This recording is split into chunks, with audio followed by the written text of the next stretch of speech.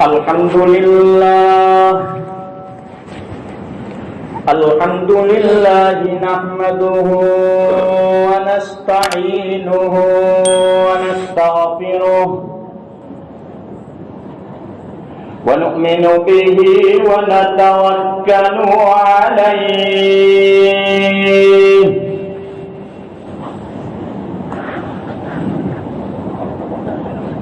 ونعوذ بالله من شرور أنفسنا ومن سيئات أعمالنا من يهده الله فلا مضل له ومن يضلله فلا هادي له ونشهد أن لا إله إلا الله ونشهد أن سيدنا وسندنا ومولانا محمدا عبده ورسوله أرسله الله إلى كافة للناس بشيرا ونذيرا وداعيا إلى الله بإذنه وسراجا منيرا أما بعد فأعوذ بالله من الشيطان الرجيم بسم الله الرحمن الرحيم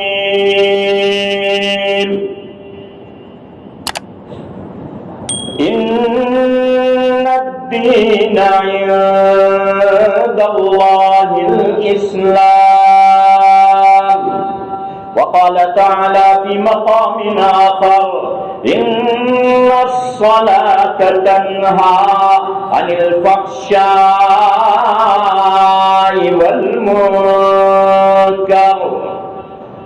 صدق الله مولانا العظيم وصدق رسوله النبي الأمي الكريم ونحن على ذلك لمن الشاهدين والشاكرين والحمد لله رب العالمين.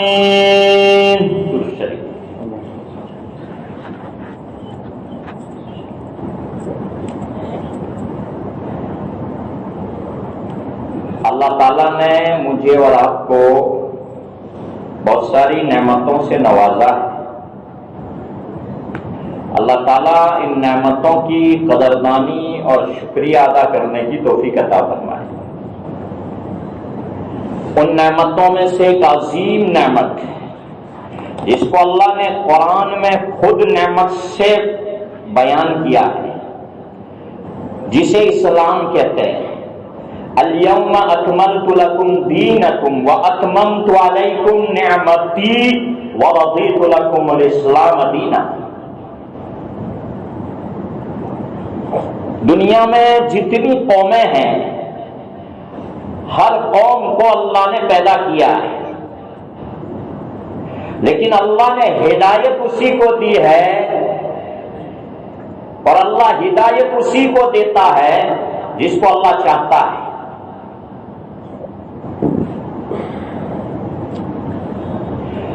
اور اللہ تعالیٰ جب کسی محبت کی نگاہ سے کئی بار دیکھتے ہیں پھر بعد میں اللہ اسے ہدایت دیتے ہیں.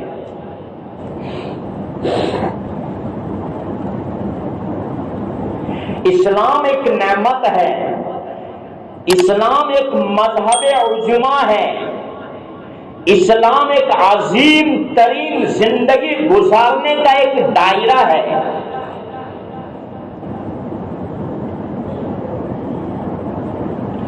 اور ایمان اللہ کے پہچاننے کا آلہ ہے، اور ایمان اللہ سے تعلق جوڑنے کا ایک ذریعہ ہے. ایمان سے اللہ کی محبت دلوں میں راسخ ہو جاتی ہے، ایمان سے اللہ سمجھ میں آتا ہے، ایمان سے اللہ کی معرفت سمجھ میں آتی ہے، ایمان سے انسان کو اپنی اوقات پتہ چلتی ہے.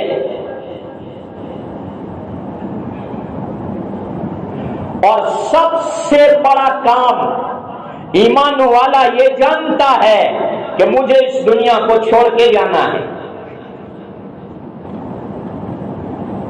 اور ایک تصور رہتا ہے، ایک خیال رہتا ہے، انسان ہے، بشر ہے، گناہ ہو جاتا ہے، لیکن اس کے ایمان کی چنگاری، اندر کا بیٹھا ہوا ایمان اسے کہیں نہ کہیں رلاتا ہے، مجھ سے گناہ ہو گیا، اس سے کہیں نہ کہیں احساس دلاتا ہے، میری زندگی کی راتیں گزر گئی، میری زندگی کے دن گزر گئے، میرا اتنا سارا وقت گزر گیا، ایمان اس کو احساس کو دلاتا ہے، اور اس کی توجہ اللہ پر رہتی ہے۔ گناہ رات کی تنہائی میں بھی ہو جاوے، احساس باقی رہتا ہے، اور مومن جب گناہ ہو جاتا ہے بغیر توبہ کے اس کو چین نہیں آتا ہے، یہ مومن کی شان ہے، اور اس کے اندر کی مایا بولے گی تو نے بہت بڑے اللہ کی نافرمانی کی ہے، اور اس کا ایمان ایک پاور میں چلا جاوے، اس کے ایمان میں پاور آ جاوے، اس کا ایمان بڑھ جاوے تو چھوٹا گناہ بھی نہیں کرتا، اس لیے کہ اس میں بہت بڑے اللہ کی نافرمانی ہے، چھوٹے گناہ سے بھی ڈرتا ہے، اس کے دل میں گناہ کی نفرت بیٹھ جاتی ہے کہ کون ناراض ہوگا جس نے پیدا کیا ہے، کون ناراض ہوگا جو کبھی بھوکا نہیں سلاتا، کون ناراض ہوگا جس نے کبھی پیاسا نہیں کر پایا، کون ناراض ہوگا جو چاہتا تو ننگا کر دیتا، کون ناراض ہوگا جو چاہتا تو گناہ کرنے پر زمین کو حکم دیتا، زمین گر اسے نگل جا، کون ناراض ہوگا وہ چاہتا تو آسمانوں پر حکومت ہے، اللہ آسمان کو کہتے گر جا، اس کو دبا دے، اس کی ہستی کو مٹا دے۔ مومن کو پتا ہے کون ناراض ہوگا جس کی حکومت سمندروں پر ہے، میرا اللہ حکم دے اور سمندر اسے بہا لے جا، پہلوانوں کو ڈبویا ہے، بڑے سے بڑے بادشاہوں کو ڈبویا ہے، جس کے سروں میں کئی سال تک درد نہیں ہوا۔ ہاں، مومن چھوٹے گناہ میں بھی اللہ کی نافرمانی کو ڈھونڈتا ہے، بہت بڑا اللہ ناراض ہو جائے گا، اور ایمان بن جاتا ہے نا، تنہائی میں بھی قبر یاد آتی ہے، ایمان بن جاتا ہے نا، تنہائی میں بھی نسلوں کے لیے روتا ہے، میرے بیوی بچوں کے ایمان کا کیا، اور ایمان بن جاتا ہے نا، پوری دنیا میں بسنے والے لوگوں کی ہدایت کے لیے یہ روتا ہے، اور ایمان جب بن جاتا ہے بیوی بچوں کی تربیت کے لیے اللہ سے بھیک مانگتا ہے،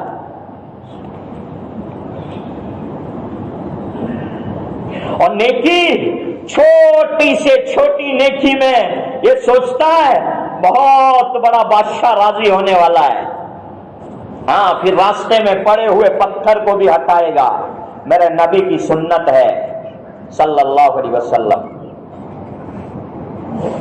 پھر کبھی کوئی موقع نہیں چھوڑے گا، اسے پتہ ہے مسافے میں مغفرت ہے، وہ مسلمانوں کا ویلکم کر کے مسافہ کرے گا، اسے پتہ ہے آپس میں بھائی بھائی مسکرائیں صدقے کا ثواب ہے، اسے پتہ ہے نمازوں پر میرا اللہ کتنا راضی ہوتا ہے، اسے یہ پتا ہے میرے سبحان اللہ پر زمین کے خزانے میرے سبحان اللہ کو نہیں خرید سکتے، آسمان کے خزانے میرے سبحان اللہ کو نہیں خرید سکتے، سمندر کے خزانے میرے سبحان اللہ کو نہیں خرید سکتے، دنیا میں جتنے خزانے پیدا ہوئے ابھی جتنے ہو رہے ہیں آئندہ ہوگے، قیامت کے دن اس سے ڈبل کیلسی چلے گی، پھر بھی میرے ایک سبحان اللہ کی قیمت ایمان کی نسبت سے، حضور کی نسبت سے، اسلام کی نسبت سے اتنی زیادہ قیمت ہے کہ ساری دنیا کے خزانے مل کر میرے سبحان اللہ کو نہیں خرید سکتے ہیں، تو پھر اسے مزہ آئے گا نمازوں میں، پھر اسے مزہ آئے گا سجدوں میں، پھر اسے مزہ آئے گا تہجد کی نماز میں، پھر اسے مزہ آئے گا قرآن کے پڑھنے میں، پھر اسے مزہ آئے گا لوگوں کو گلے لگانے میں، پھر اسے مزہ آئے گا اللہ کے راستے میں جا کے رونے میں، پھر اسے مزہ آئے گا صلہ رحمی میں، پھر اسے مزہ آئے گا اپنی ماں باپ کی خدمت میں، پھر اسے مزہ آئے گا اللہ کے راستے میں جا کے لوگوں کی ایمان کی حقیقت سمجھانے میں، پھر اسے مزہ آئے گا آخرت کی تیاریاں کرنے میں، پھر اسے مزہ آئے گا مرتے وقت کلمہ پڑھنے میں، پھر اسے مزہ آئے گا فرشتہ پوچھے گا تیرا رب کون ہے، تیرا نبی کون ہے، تیرا مذہب کیا ہے، وہ کہے گا تو آسمان سے اتنے دور سے آیا، تو نہیں بھول سکتا تو میں 2 فیٹ ہاتھ نیچے آ کے کیسے بھول سکتا ہوں۔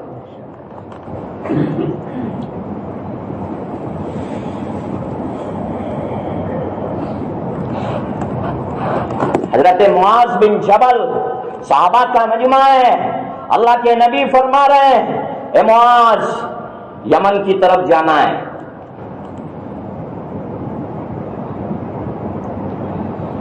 یہ میری رائے ہے۔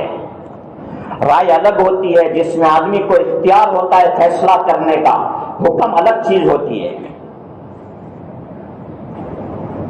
حضرت معاذ کھڑے تو ہو گئے لیکن کچھ بولے نہیں۔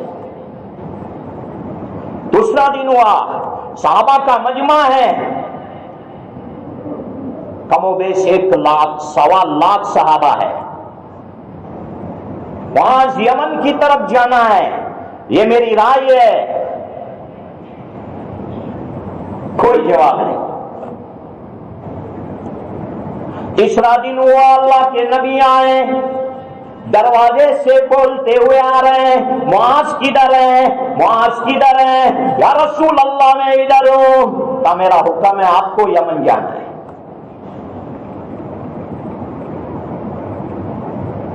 جلدی سے سواری لاؤ اور دروازے پر، مسجد کی دروازے پر آ جاؤ۔ جلدی گئے، جلدی آئے۔ اللہ کے نبی علیہ الصلوۃ والسلام نے فرمایا معاذ 2 مرتبہ بتایا گیا، آپ کی خاموشی سمجھ میں نہیں آئی۔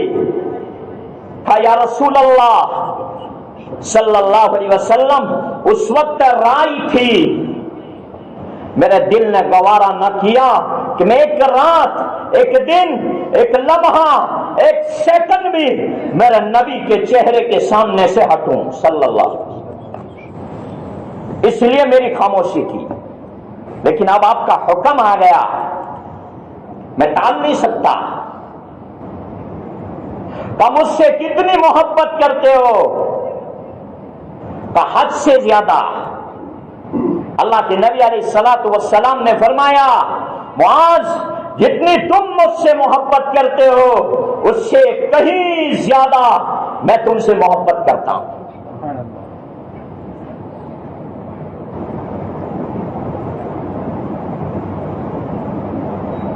اللہ ہمیں وہ محبت ہمیں بھی نصیب فرمائے۔ حضرت معاذ کون ہے جانتے ہو؟ جنت میں علماء کا جھنڈا معاذ کے ہاتھ میں ہوگا، یہ مقام ہے کہ تم مجھ سے جتنی محبت کرو اس سے کہیں زیادہ میں محبت کرتا ہوں۔ اور کہا سرحد تک، مدینے کی سرحد تک میں آپ کو چھوڑنے آؤں گا۔ جب گئے آپس میں باتیں ہوئی، جب رخصتی کا وقت آیا حضرت معاذ نے دل ہی دل میں سوچا کہ آنکھوں سے آنکھیں نہیں ملاؤں گا، اگر مل گئی تو کہیں محبت روک نہ لے اور حکم ٹوٹ نہ جائے۔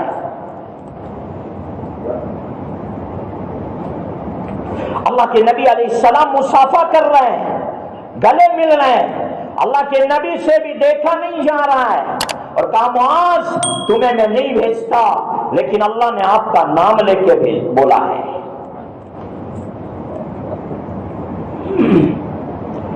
اور اللہ کے نبی علیہ الصلوۃ والسلام مدینے کی طرف چہرہ کیا، پیٹھ اپنی معاذ کی طرف ہے، اور فرمایا معاذ واپس آؤں گے نا تو میں نہیں ملوں گا۔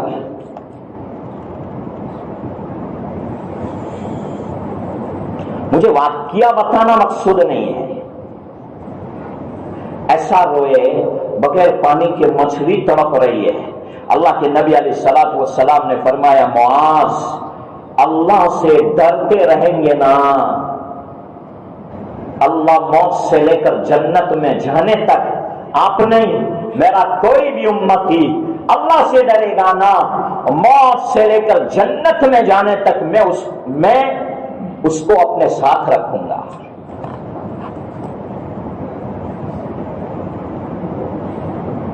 معمولی چیز نہیں ہے، رات کی تنہائی میں اٹھ کر مانگنے کی چیز ہے، اللہ تیرا خوف دے دے،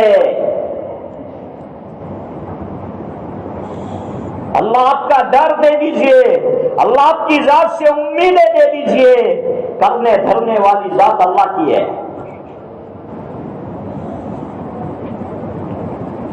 حکم ہے، سب سے بنیادی چیز ایمان ہے، اس کے علاوہ چارہ نہیں ہے۔ زکوٰۃ فرض ہوتی ہے صاحب نصاب پر، حج فرض ہوتا ہے صاحب نصاب پر، رمضان کے روزے فرض ہوتے ہیں رمضان میں، لیکن ایمان ہر حال میں فرض ہے، ہر لمحہ ہر سیکنڈ ہونا ضروری ہے۔ نماز فرض ہوتی ہے اس کے اوقات میں، لیکن ایمان ہر حالت میں ضروری ہے، تنہائی میں، مجمع میں، غمی میں، خوشی میں، مصیبت میں، بیماری میں، راحت میں، شادیوں میں، مجمع میں، ہر جگہ ہر حال میں، فقر و فاقہ میں، غریبی میں، مالداری میں، ایمان کا ہونا ضروری ہے۔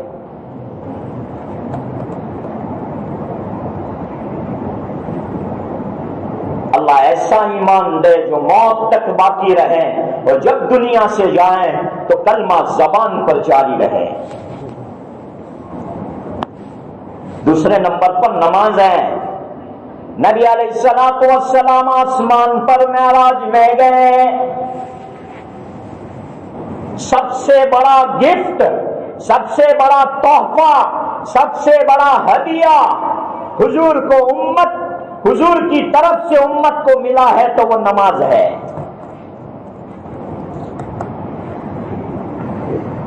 نماز لے کر آئے، صحابہ کو بتایا، آپس میں گلے ملنے لگے، چلو اللہ سے باتیں کرنے کا ذریعہ نماز ملی۔ دنیا سے گئے، اما عائشہ فرماتی بخار اتنا تیز، بدن اتنا گرم، کٹورے میں پانی لایا گیا، ہاتھ کی انگلیاں ڈبوئی گئی، چھڑک رہے اور کہہ رہے میری امت نماز کو مت چھوڑنا۔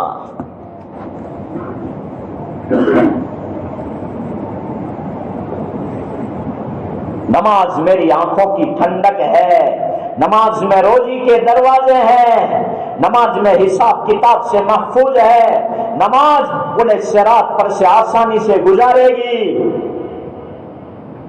بغیر حساب کتاب کے جنت میں داخل کروائے گی۔ اس کے علاوہ چارہ نہیں ہے۔ بے نمازی کے حق میں یہ جملہ لکھ لو، بے نمازی کے حق میں ولی بھی دعا کرے تو دعا اس کے حق میں قبول نہیں ہوتی۔ ہاں،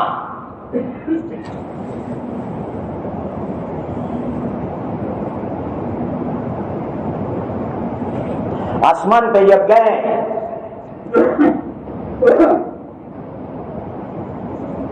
اللہ تعالیٰ فرماتے ہیں اے نبی جی، جب حضرت آدم علیہ السلام پیدا ہوئے، جنت میں گیہوں کا دانہ کھایا، جب اللہ نے کسی مصلحت سے دنیا قائم کرنا تھا، جب باہر نکالے گئے 300 سال تک روئے۔ کتنے سال تک؟ 300 سال۔ رونے کے بعد اللہ نے فرمایا دعا پڑھو ربنا ظلمنا انفسنا وان لم تغفر لنا وترحمنا لنكونن من الخاسرین.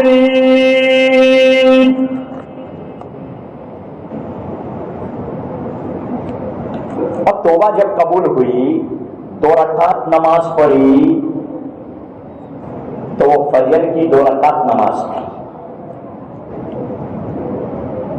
اللہ نے فرمایا نبی جی تیری امت فجر کی نماز پڑھے گی تو آدم علیہ السلام کے 300 سال رونے پر جو اجر میں نے دیا تیری امت کو فجر کی 2 رکعت نماز پڑھنے پر میں 300 سال رونے پر جو اجر آدم کو دیا تیری امت کو دوں گا. پڑھیں گے نا بھائی انشاءاللہ. حضرت ابراہیم علیہ السلام اسماعیل کو ذبح کرنے جا رہے ہیں. اتنی بڑی قربانی قیامت تک سنت جاری فرمائی.